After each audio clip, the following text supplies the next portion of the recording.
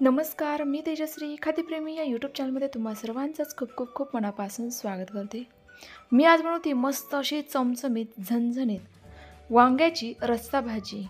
या भाजीचं विशेष महत्त्व म्हणजे मी यामध्ये एकदम वेगळ्या पद्धतीचं वाटण बनवलंय, ज्यामुळे हिवाळा किंवा पावसाळा असला तरी देखील तुमच्या शरीराला छान अशी ऊर्जा मिळणार आहे। याचा रस्सा पिला की भरपूर सारे आजार देखील दूर होणार आहे।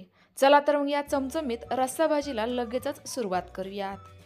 पण त्या अगोदर तुम्हा सर्वांना एक छोटीशी रिक्वेस्ट आहे, तुम्ही जर माझ्या या चॅनलवर नवीन असाल तर प्लीज खाद्यप्रेमी चॅनलला सबस्क्राईब करा आणि रेसिपीला नक्की लाईक करा। लगेच रेसिपीला सुरुवात करूयात।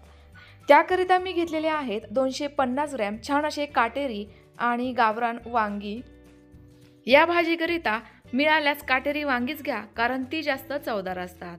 आता हा काट्यांचा भाग आणि सोबतच थोडंसं देठ मी कट करून टाकणार आहे, कारण काटे लवकर शिजत नाही आणि ते तोंडामध्ये आले की बऱ्याचदा टोचू शकतात, त्यामुळे हे आपल्याला कट करून टाकायचे आहेत।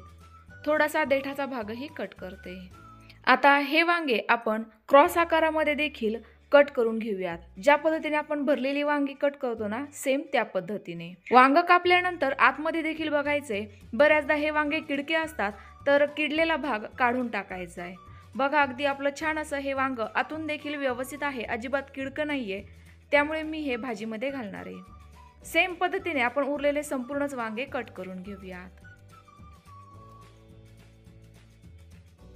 तर बघा, संपूर्ण वांगे आपले कट करून झालेले आहे। आता हे आपण जरा वेळ साईडला ठेवून देऊयात आणि पटकन आपलं सिक्रेट वाटण बनवून घेऊयात। त्याकरिता मी एक मिक्सरचं भांडं घेतलंय, यामध्ये टाकते अर्धा चमचा मोहरी, अर्धा चमचा जिरे, 1 चमचा कच्चे धने, 1 चमचा पांढरे तीळ। तीळ हे हिवाळ्यामध्ये अवश्य खावेत। सोबतच टाकूयात अर्धा इंच दालचिनी, अर्धी काळी किंवा मोठी इलायची आणि सोबतच 2 हिरव्या इलायच्या, 2 लवंगा आणि 3 ते 4 काळी मिरी, 7 ते 8 लसूण पाकळ्या, अर्धा ते पाऊण इंच आल्याचे तुकडे आणि सोबतच आपल्या भाजीला छान असा दाटसरपणा येण्याकरिता पाव वाटी कच्चे शेंगदाणे आणि अर्धा वाटी किसलेलं खोबरं। सोबतच टाकूयात पाव चमचा हळद। याचा आपल्याला एकदम बारीक स्वरूपाचं वाटण बनवून घ्यायचंय, त्यामुळे पाव कप पाणीही टाकूयात आणि मिक्सरला हे छान असं एकदम बारीक असं दळून घेऊयात। आपलं वाटण या ठिकाणी तयार झालेलं आहे। आता लगेचच वांग्यांची पूर्वतयारी करूयात। त्याकरिता मी एका डिशमध्ये घेतलेली आहे पाव चमचा हळद आणि पाव चमचा मीठ। आता हळद आणि मीठ आपण या वांग्यांमध्ये भरणार आहोत, यामुळे वांग्यांची टेस्ट आणखीन जास्त प्रमाणामध्ये वाढणार आहे। बघा, हळद आणि मीठ मी व्यवस्थित असं मिक्स करून घेतलंय। आता ही वांगी छान अशी कोरडी करून यांमध्ये आपण ही हळद आणि मीठ भरून घेऊयात। हे हळद मीठ आपल्याला 4ही फोडींमध्ये व्यवस्थित असं भरून द्यायचं आहे, त्यामुळे या वांग्यांना एकसारखी छान अशी टेस्ट येईल। पण लक्षात ठेवा, हळद आणि मीठ भरण्या अगोदर आपल्याला हे वांगे छान असे कोरडे करूनच घ्यायचे आहे। सेम पद्धतीने संपूर्ण वांग्यांमध्ये मीठ आणि हळद भरून घेऊयात।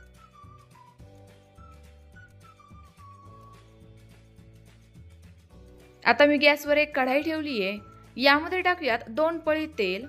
गॅसची फ्लेम मध्यम ठेवायची आहे, म्हणजे तेल आपलं हलकसं छान असं व्यवस्थित गरम होईल। तेल हलकं गरम झालं की मग यामध्ये आपण भरून घेतलेली वांगी टाकूयात। ही वांगी आपल्याला या तेलामध्ये छान अशी फ्राय करून घ्यायची आहे। एक 3 ते 4 मिनिटांनंतर एक साइड फ्राय झाली की लगेचच हे पलटवून दुसऱ्या साइडने देखील फ्राय करून घेऊयात। तर बघा, यांना अशा पद्धतीचे हलकेसे डाग पडतात, रंग थोडासा बदलतो। आता दुसऱ्या साइडने देखील हे सेम पद्धतीने फ्राय करून घेऊयात। आपले वांगे छान असे फ्राय झालेले आहेत, साधारणतः 70 ते 80% शिजले गेलेले आहेत।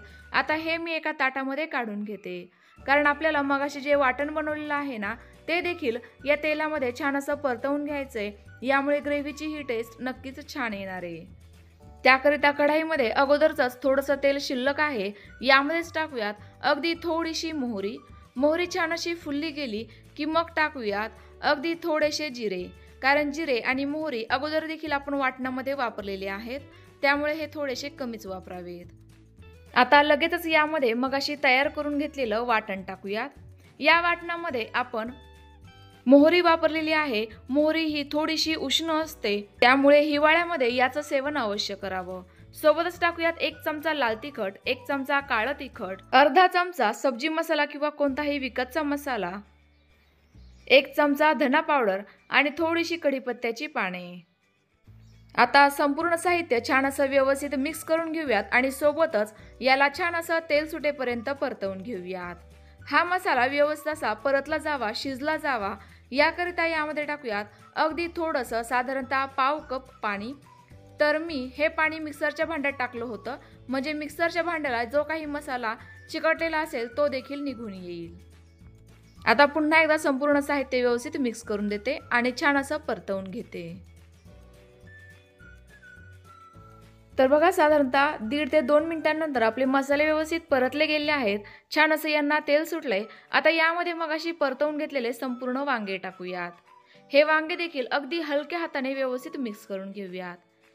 हलक्याच हाताने मिक्स करा, कारण हे अगोदर आपण शिजवून घेतलेले असल्यामुळे यांच्या ज्या फोडी आहेत ना त्या तुटू देखील शकतात। सोबतच टाकूयात यामध्ये साधारणतः 1 ते 1.5 ग्लास कोमट पाणी। कोमट पाण्याचाच वापर करावा, यामुळे वांगी पटकन शिजतील, भाजीला तरी देखील छान येईल। या भाजीला ग्रेव्ही कितपत ठेवायची आहे ना त्यानुसार तुम्ही पाण्याचा वापर हा करू शकता। आता यामध्ये टाकूयात चवीनुसार मीठ आणि सोबतच थोडीशी बारीक चिरलेली कोथिंबीर। आता पुन्हा एकदा हे व्यवस्थित मिक्स करून घेऊयात आणि यावर झाकण ठेवून एकदम कमी गॅसवर ही वांगी छान अशी शिजवून घेऊयात। तर बघा, काही वेळानंतर आता मी झाकण खोलून बघते। आपल्या भाजीला रंग, तरी दोनही अगदी जबरदस्त आलेले आहे। पुन्हा एकदा मी थोडीशी बारीक चिरलेली कोथिंबीर टाकली आहे गार्निशिंग करिता। ही टाकणं पूर्णतः ऑप्शनल आहे। भाजीच्या रंगावरून तर लक्षात आलंच असेल, याचा सुगंध तर घरभर दरवळलेला आहे। तो तर मी काय तुम्हाला दाखवू शकत नाहीये, पण तुम्हाला याचा देखील अनुभव जर घ्यायचा असेल तर घरी एकदा तरी ही भाजी नक्की ट्राय करून बघा। भाजीचं देठ दाबून बघायचे, व्यवस्थित दबलं गेलं की समजायचे वांग देखील आपलं छान असं मऊसूत शिजलं गेलेलं आहे। व्यवस्थित मिक्स करून घेऊयात आणि गरमागरम चपाती, भात किंवा भाकरीसोबत सर्व करूयात। तुम्हाला जर या हिवाळ्यामध्ये सर्दी खोकल्याचा त्रास झाला असेल तर या पद्धतीचं वाटण बनवून ही वांग्याची भाजी एकदा तरी नक्की बनवून बघा, नक्कीच तुम्हाला फरक जाणवेल। चला तर मग गरमागरम भाजी सर्व करूयात।